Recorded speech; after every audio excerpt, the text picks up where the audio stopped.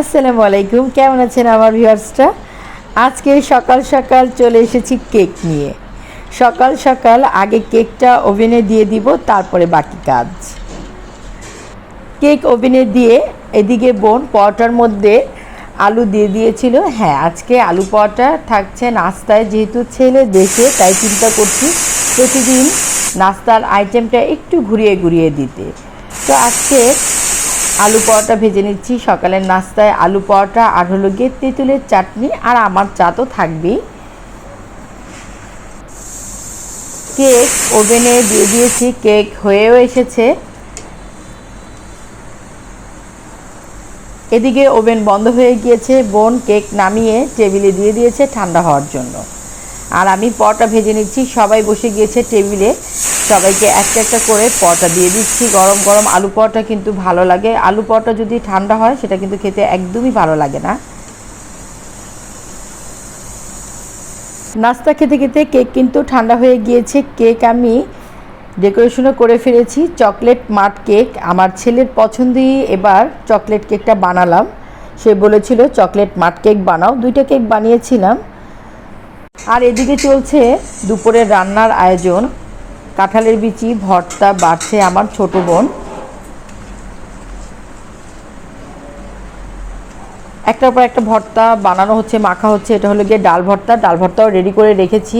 আজকে প্রায় আমি বানিয়েছি 12 পদের ভর্তা। সবগুলো ভর্তা এখনও রেডি হয়নি, একটা একটা করে রেডি করছিলাম, একটা একটা করে রাখছিলাম।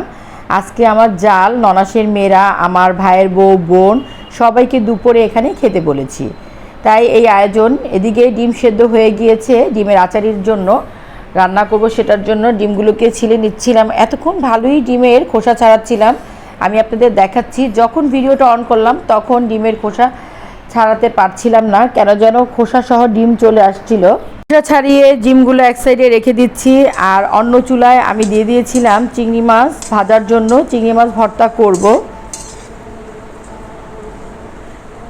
তার পাশের চুলায় ধনেপাতা সেদ্ধ হচ্ছে। 2 ধরনের ধনেপাতা আমি এখানে সেদ্ধ দিয়েছি ধনেপাতা ভর্তার জন্য।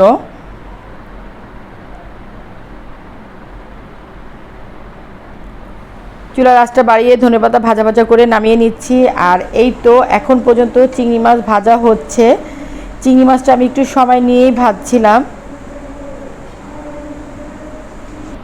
চিংড়ি মাছ ভর্তা নামিয়ে ভর্তাগুলোকে বাটা হচ্ছে।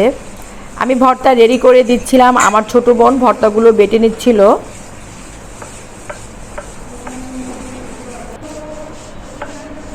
একটা একটা করে ভর্তা রেডি করছিলাম আর ও বাটছিল। আর অন্য চুলায় আমি খুদের ভাকা বসিয়ে দিব।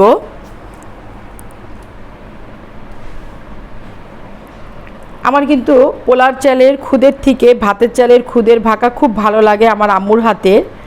ওই ভাতের চালের খুদের ভাকাটা তেল ছাড়া আমি রান্না করতে পারি না, আমার আম্মু খুব ভালো রান্না করে।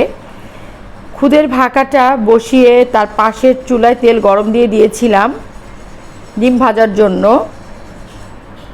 ডিমের আচারি রান্না করব, তাই চিন্তা করলাম ডিমগুলো একটু ভেজে নেই। হালকা ভাজবো, খুব বেশি ডিপ করে ভাজবো না। ডিমটা যদি শক্ত হয়ে যায় তাহলে কিন্তু ডিম খেতে ভালো লাগে না।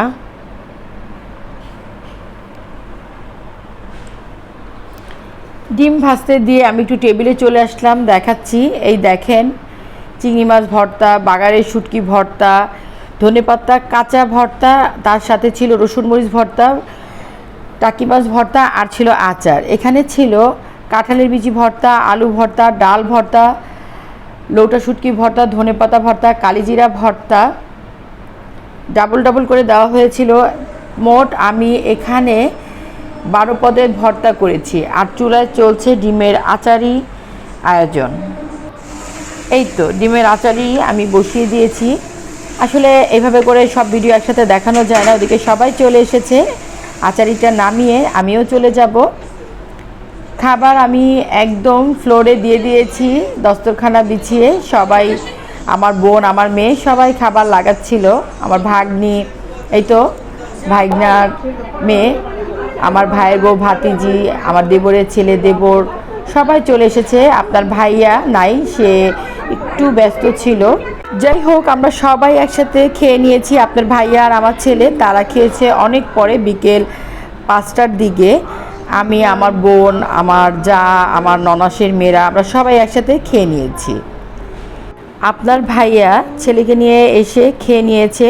5:30টার দিকে কেকটা আমি দিয়ে দিয়েছিলাম টেবিলে। আমি কেকের উপরে যেই ক্যান্ডেলটা দিয়েছি, এসির বাতাসে ক্যান্ডেলটা বন্ধ হয়ে গিয়েছে। তার আগের দিন রাতে আমরা কেটেছি একটা কেক। আসলে জন্মদিনটা কোনো বিষয় না, এটা আমি এভাবেই ওর খুশির জন্য করি। আর আমার ভালো লাগে সবাইকে নিয়ে একসাথে ছোটোখাটো একটু আয়োজন করতে। আলহামদুলিল্লাহ, সবাই আপনার ভাইয়ার জন্য দোয়া করবেন। আজকের ব্লগ এ পর্যন্তই। আমার ব্লগ যদি আপনাদের ভালো লেগে থাকে তাহলে অবশ্যই বেশি বেশি করে ফ্যামিলি ফ্রেন্ডদের সাথে শেয়ার করবেন। যারা এখন পর্যন্ত আমার চ্যানেলটি সাবস্ক্রাইব করেনি তারা অবশ্যই সাবস্ক্রাইব করবেন। আল্লাহ হাফেজ।